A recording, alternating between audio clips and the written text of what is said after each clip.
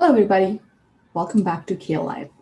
As you know, we start each episode with a quote, and here is your quote for today. Of all our dreams today, there is none more important or so hard to realize than that of peace in the world. May we never lose our faith in it or our resolve to do everything that can be done to convert it one day into reality.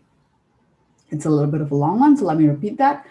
Of all our dreams today, there is none more important or so hard to realize than that of peace in the world. May we never lose our faith in it or our resolve to do everything that can be done to convert it one day into reality. I will reveal the author towards the end of our show, but if you know the answer already, please comment below. Okay, let's start our segment.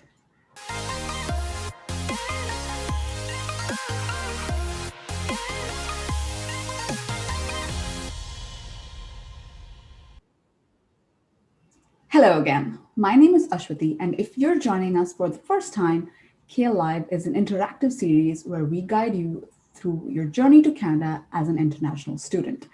We will be talking about international student life, Canadian higher education, admissions, and much more. We will also, of course, be talking about the CAEL Test. Now, if you're wondering what the CAEL Test is, it is an academic English language test for Canada. The difference between this and other tests is that the CAEL test is for students who are especially looking to study in Canada only. This test is accepted and preferred by more than 180 institutions, and it can be taken online at home. In today's episode, we're talking about college and university applications. What does an institution look like? What does an application for an institution look like? What can you do to make sure your application stands out? Now, we wanted to make sure that you got the best tips possible, so we invited Dr. Stokes, who is the university registrar and adjunct professor at Ontario Tech University. Let's give him a warm welcome.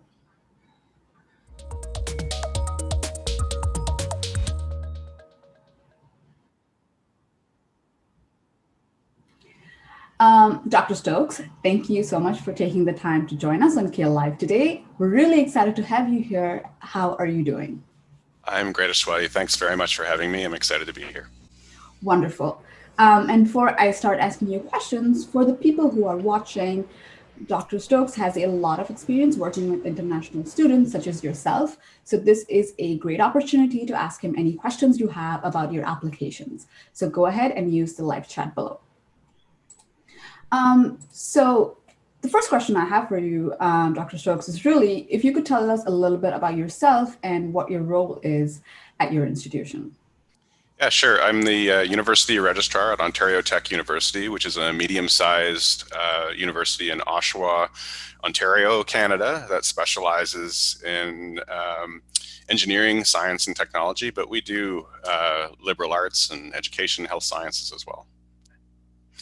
Great. And what is your role look like at Ontario Tech University?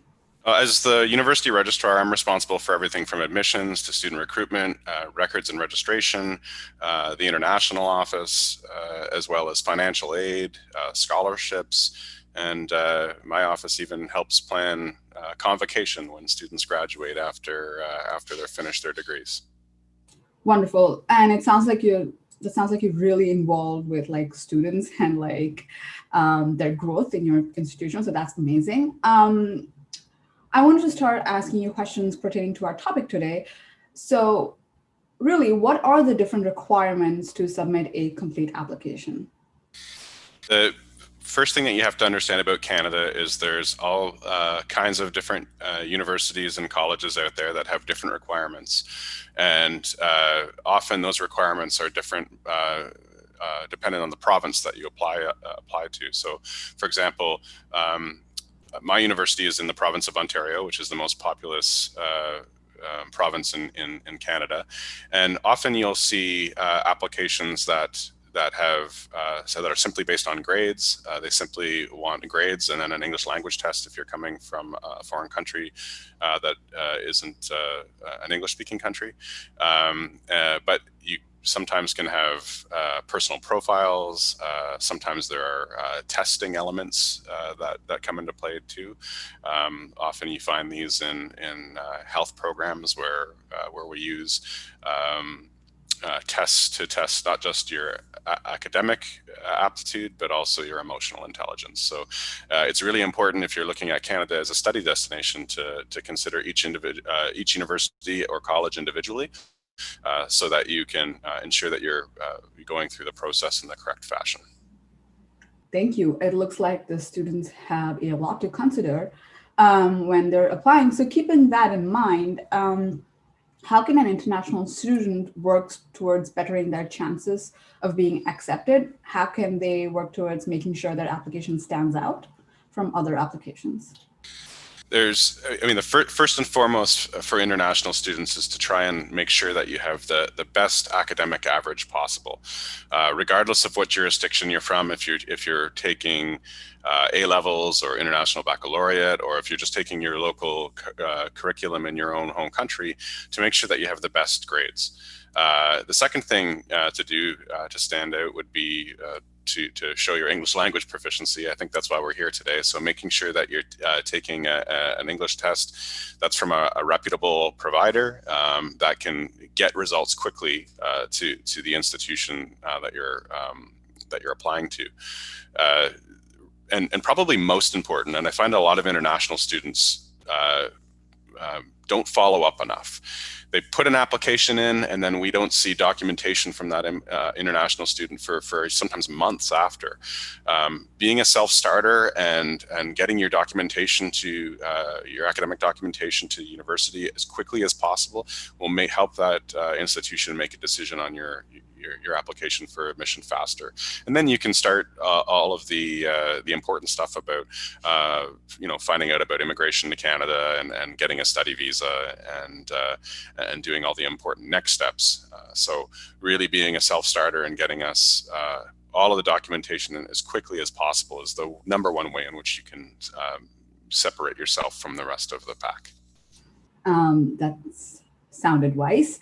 Thank you. And you mentioned that a lot of students don't follow up after they apply. It's something that they overlook. What are some other things that international students usually do not consider when thinking about submitting an application to a university? University applications can be unique by every institution, and sometimes I find students get hung up on, they've gone through the process with one institution, but if they're applying to multiple universities or universities and colleges, they're often not aware of the nuanced differences of the application processes. For example, if you apply for a university in Ontario, often you go through a centralized application service, which is totally different than if you were going to apply for a university on, say, the east coast of Canada or the west coast of Canada and British Columbia. So ensuring that you pay attention to not only each individual province, but each individual university that you're applying for will help you find the nuanced differences in the application. The second is, don't be afraid to reach out. Every university has a admissions office with a team of people whose job it is not only to evaluate your file, but to help answer questions and help make the process easier, so that you can get into the program that you wish to study as seamlessly as possible. So reach out, ask questions if you're not clear, but know that you've got to make sure that you get the university all the information necessary to help adjudicate your application, or you could reach out for help, and the admissions office isn't going to be able to tell you anything because they don't have your academic documents or your English test in front of them. So get on that stuff first, and then don't be afraid to reach out to ask questions. Something that just crossed my mind when you were talking about university applications across Ontario, and you're saying that it's different in different provinces. How different is it between a college and a university? It can really depend on the province that you're in. So in Ontario, typically international students can apply through the Central Application Center. So in Ontario, for universities, that's OUAC, and for colleges, it's ontariocolleges.ca.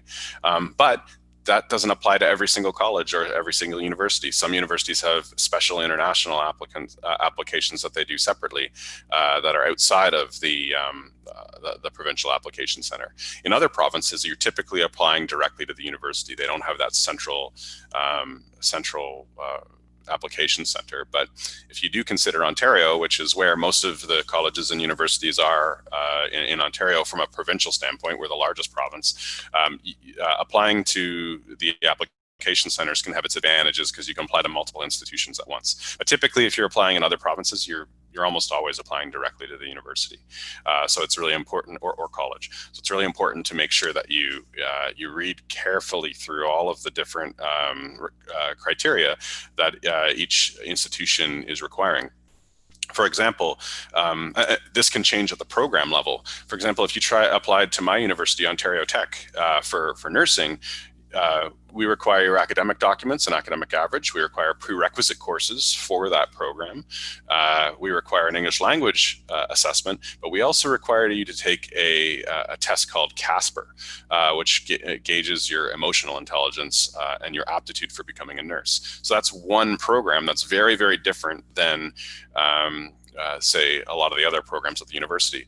You might apply for a program that requires a portfolio where you have to submit digital documents that show your aptitude with, let's say, video game development, for example, or art and design.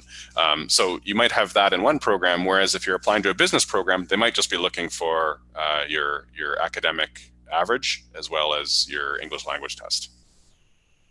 And one thing that I'm realizing that you're saying again and again is like, do your homework, do your research in terms of like understanding which institution you want to go to and what are their requirements. And you also mentioned that international students kind of apply and then take their time in like submitting their documents, which is something obviously you said would be better if they did it sooner. But in terms of the examples you gave us with like nursing, a lot of students, let's say they haven't done their research and they have no idea that they have to give another aptitude test or a test like CASPER. How much time do they really have in between submitting their application and finishing these tests and before it becomes something that's too late? That's a good question. I mean, time is an important part of your application because often gathering documentation or registering for an English test or registering for a CASPER test, for example, has a defined window of when you can apply. So if you apply late to the university, so our deadline, for example, is March. If you applied in March 31st, you might only have one window to take that aptitude test and get your results in order to have enough time to receive an offer of admission. So believe it or not, applying to universities early can also be a tactic in separating yourself from the pack. For students that apply after admissions deadlines, you could have 99% average from a great high school with a great English test, but if there's no room in the program, you're not going to get into the institution. So for those of you that are considering studying in Canada, now is the time to start researching universities where you would want to go. And now is the time to start thinking about all the different requirements that those universities require for you to apply for admission. And I hope you consider my university. Ontario Tech's a great institution. We have international students from over 65 countries. And we'd love to see you coming to Ontario to study. Wonderful. I just want to repeat Dr. Stokes' advice. There is no time like the present. So do start sending in your applications. And going off of what you just mentioned, that you have a lot of international students at Ontario Tech University, and you've been there for so long. Do you have a memorable application that you can recount? Maybe not a memorable application, but lots of memorable students. I remember one of our first sponsorship students, Jean, who came from Côte d'Ivoire, and he was studying I believe, engineering, and came from a refugee situation, originally from Cote d'Ivoire, but then in a refugee situation in Botswana. And John, not only was he an exceptional student, but watching him grow through 4 years of education and then graduate. And I know he's working in just an exceptional career right now in Canada.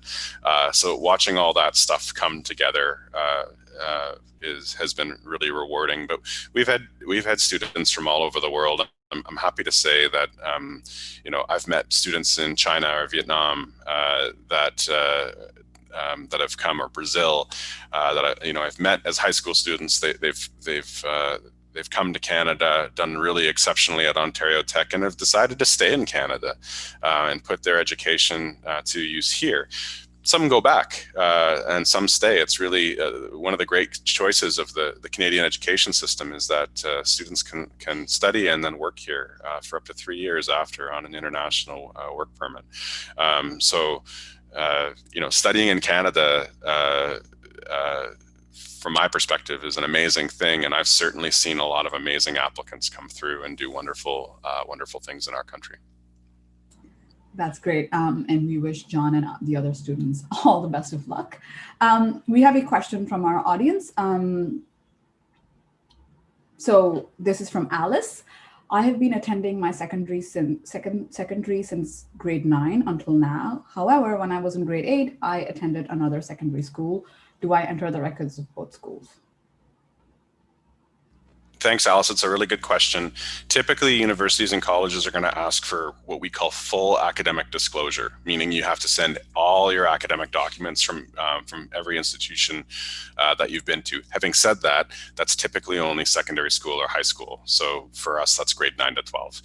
So for example, if you studied in grade 11 or your first year of international baccalaureate study at one school and then you switch to another school after, send us all of those documents. And the reason being is some institutions, not all, but some can make an offer of admission based on your grade 11 marks before we even see your grade 12 marks come through.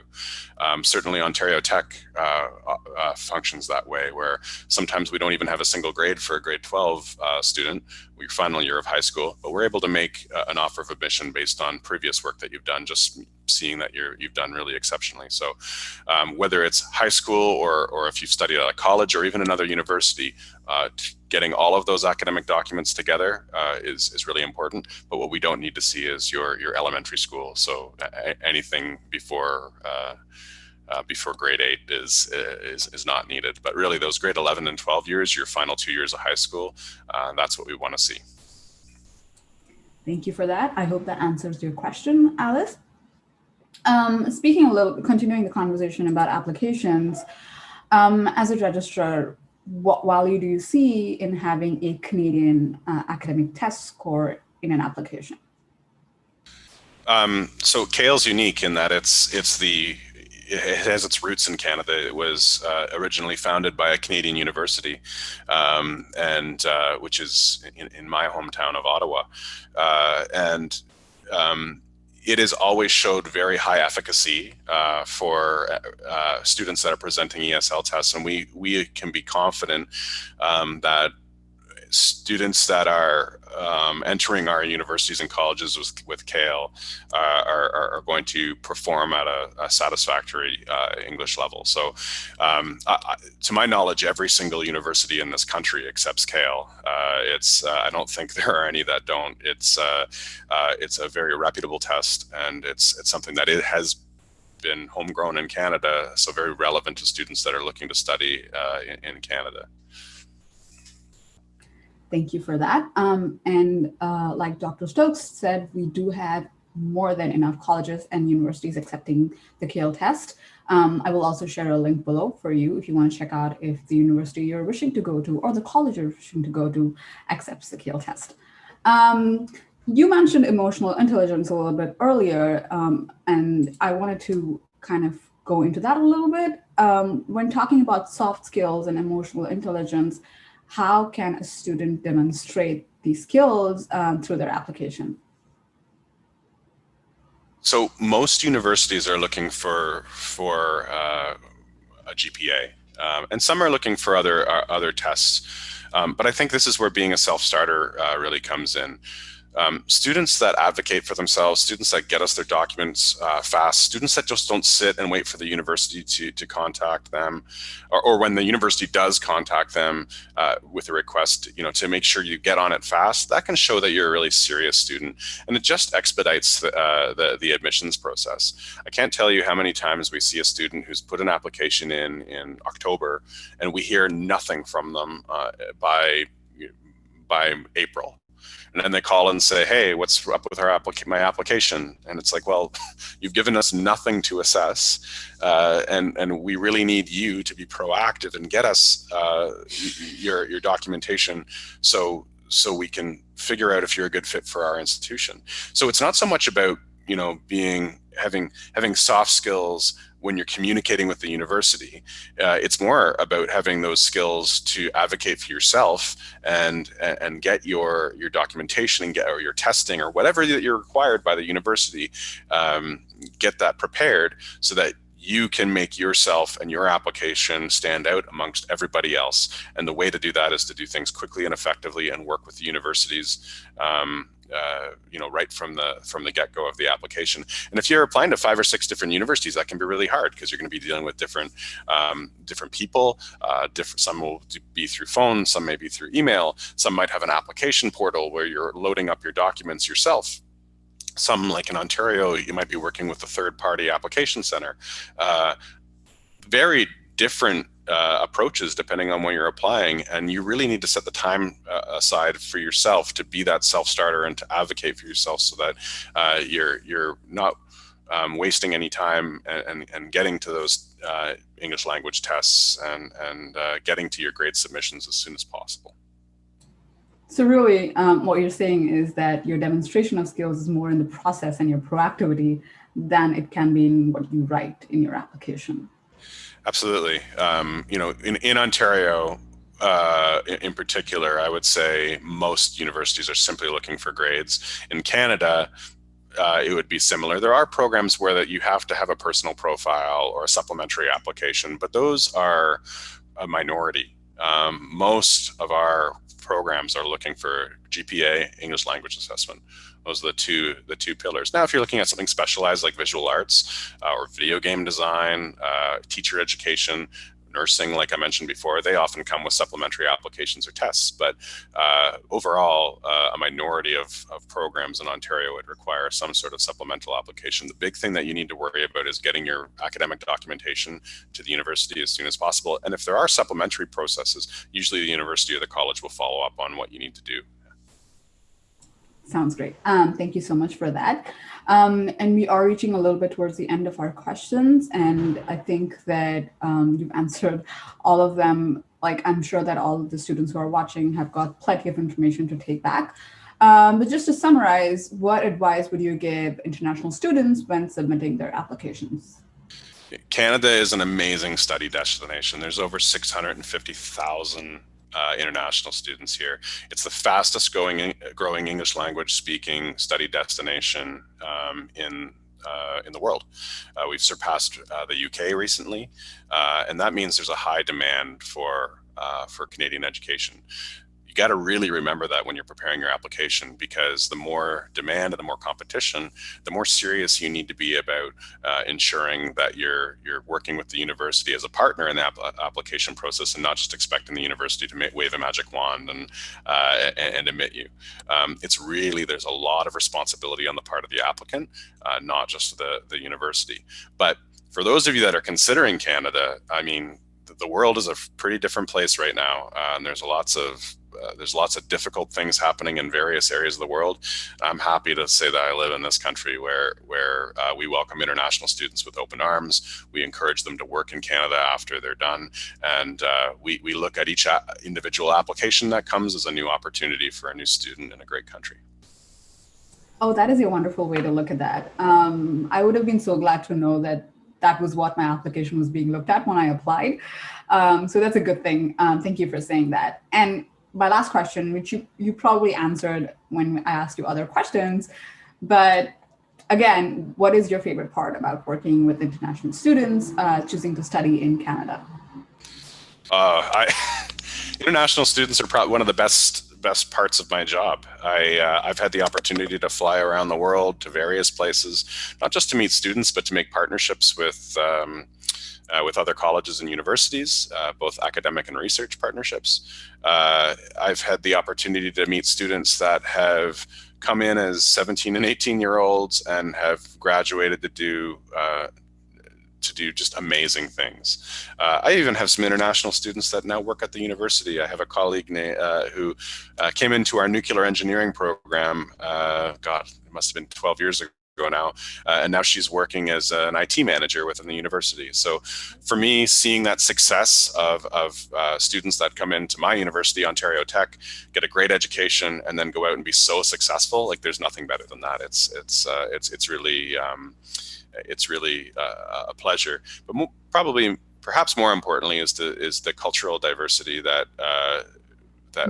we get as an institution, or that I've experienced as a Canadian. I had a student that I met, a graduate student that I met in Vietnam a few years ago. Was in Canada last summer and was able to have dinner. He was able to have dinner with my family and I, and having those connections of, hey, here's somebody that I met in Asia, come and have dinner and meet my kids and really talk about their part of the world has been a very enriching and rewarding experience for me personally. And it's really what Canada's all about. We're one of the most diverse countries in the world, and specifically the Greater Toronto area where I'm from is the most diverse community on the face of the earth. And it's a very welcoming place, very safe place for international students who wish to study in Canada, and a place where you can come here and have an amazing career after you're done. Beautiful. That was a really good piece. And something that jumped out to me when you said that was you talked about inviting a student over to your home and that it made a big impact, but the reverse works too. I remember when I was alone and in a cold place, I was invited by one professor for Thanksgiving, and it made a really big impact on me because, it's nice to know that they're beyond just education and beyond just their job. Professors are actually really concerned about your well-being and looking out for you. But yeah, I just wanted to say that. But thank you so much for joining us, Dr. Stokes. I'm sure that people who are watching have a lot to take back, a lot of information to take back. Thanks very much for having me. It was a pleasure. Bye-bye. So that was Dr. Joe Stokes from Ontario Tech University. If you have more questions that you were unable to ask now, please do so in the comments below, and we will try to answer them at a later date. We received a few comments about the CAEL lessons. So I just want to let you know that CAEL Test lessons will be on a separate playlist. It is called CAEL Prep with Brandy. We drop a lesson every Tuesday. Do check it out. And something that I also wanted to ask you guys was, Dr. Stokes mentioned different courses. He spoke about nursing, he spoke about video game design. If there is a particular course that you want to know about, you want to understand how that course is accepted in Canada and what are the requirements for you to apply for that course here, please let us know in the comments below, and we will try to see if we can invite somebody over to talk about it. You can also ask CAEL Prep questions in the comments, and if they haven't been answered in subsequent episodes, Brandy, who is our CAEL Test expert, will answer them when she comes live. You can also find answers to your questions on our Instagram account. Our handle is @CAEL Test. And I welcome you to interact with us on there. Please ask us any questions you have about the CAEL Test, and we will be happy to answer them for you. Okay, let's find out who the author of our quote is. I shared a quote in the morning. Of all our dreams today, there is none more important or so hard to realize than that of peace in the world. May we never lose our faith in it or our resolve to do everything that can be done to convert it one day into reality. This was said by Lester B. Pearson, who is the former Prime Minister of Canada and also a Nobel Peace Prize winner. He won the Peace Prize for organizing the United Nations Emergency Force to resolve the Suez Canal crisis in 1957. Usually we share a link if you want to hear more about the author, but this one is a personality of its own. I'm pretty sure you can just Google him and you will find everything you need to know. So there you have it. If you are an international student living abroad or in Canada, you may be eligible for the CAEL scholarship. If you took the CAEL test on or after July 2020, or if you're planning to take it in the near future, you can win 5,000 Canadian dollars towards your tuition. I will link our scholarship application page below, and if you can check it out, and if you have any doubts, please comment below. We actually spoke to one of our first scholarship winners, and the video of that will be out in a few weeks. Please watch out for that. Our next episode will be on Thursday, 22nd of October at 11 a.m. PST. Please join us and also invite anybody else you think might be interested to know about education in Canada. Until then, please stay safe and have a nice weekend. Bye.